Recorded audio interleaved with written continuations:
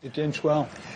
Je pense que c'est une erreur de penser que les politiques sont impuissants ou incapables ou ne comprennent pas, en faisant comme s'ils servaient l'intérêt général. Et pour servir l'intérêt général, effectivement, ils sont pas bons.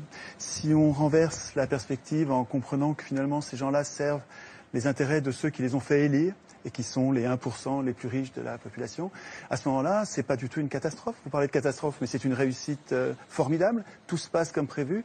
La sécurité sociale est détricotée, le chômage se porte à merveille, ce qui permet de tenailler les salaires et d'avoir des bas salaires, donc des hauts profits. Donc tout se passe bien, en fait, du point de vue des 1% qui se gavent comme jamais. Les banques qui devraient être en prison pour faillite frauduleuse, leurs patrons se font mieux payer que jamais et arrivent maintenant au gouvernement des différents pays.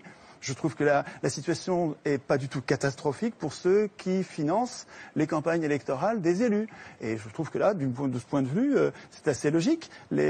Hollande, il sert les intérêts de ceux qui l'ont fait élire en le faisant passer à la télé, dans les journaux. Et pourquoi une banque achète Libération? Pourquoi une banque achète Le Monde?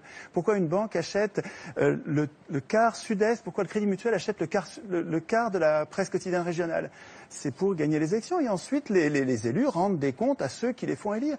Le problème, c'est que nos élus ne doivent rien aux électeurs. Que vous votiez ou vous votiez pas, c'est pas vous, ce sera un autre. Ceux qui vont voter, c'est ceux qui regardent la télévision, qui sont pas politisés. Il faut qu'ils passent beaucoup à la télévision. Vous regardez les curseurs, c'est incroyable la similitude qu'il y a entre les courbes de passage à la télé et les résultats aux élections. Il suffit de monter les curseurs des challengers, vous les montez à 10, 15%, ça va donner l'impression de la pluralité. Et puis les deux partis qui ont la même politique de droite dure, qui s'appelle gauche et droite, mais en fait ils ont la même politique pour les industriels et les banquiers, les multinationales en fait. Mais vous les mettez au curseur plus haut et ils vont être élus l'un ou l'autre, en fait, peu importe, ils vont faire la même politique. Alors évidemment, les gens sont gentils, ils croient les candidats au moment des campagnes électorales, et c'est notre gentillesse qui fait la déception après. Mais enfin, après 200 ans d'échec du suffrage universel, qui permet aux riches d'acheter le pouvoir politique, depuis qu'ils écrivent les constitutions, ces gens-là ont mis en place un système, d'abord censitaire, là au moins c'était clair, et ensuite universel quand ils sont aperçus. Tocqueville disait très tôt, donc début du 19e siècle, il disait « Je ne crains pas le suffrage universel, les gens voteront comme on leur dira ». Et ça fonctionne très bien. Donc, le fait de désigner des maîtres au lieu de voter des lois est une imposture politique. Nous ne sommes pas en démocratie. En démocratie, nous voterions nos lois. Nous-mêmes, un homme, une voix pour voter les lois, pas pour désigner des maîtres. Le fait de nous imposer de désigner des maîtres est une supercherie. Ça donne un résultat plutocratique avec les riches qui dirigent depuis 200 ans. Alors aujourd'hui, on arrive dans une crise parce que le capitalisme n'arrive pas à verser suffisamment de salaire pour vendre leur camelote.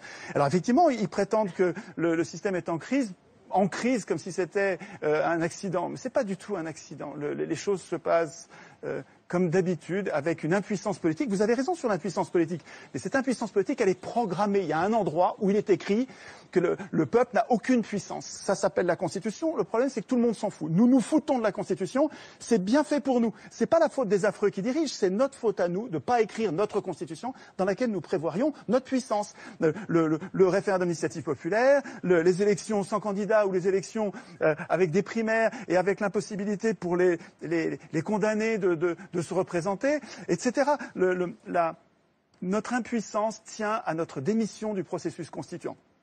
Et tant qu'on bavarde sur ce que font les représentants politiques qui sont les représentants des riches, on passe à côté de la cause de nos problèmes. Donc il me semble qu'en recentrant la réflexion sur la cause de nos problèmes, on arrive à trouver des solutions.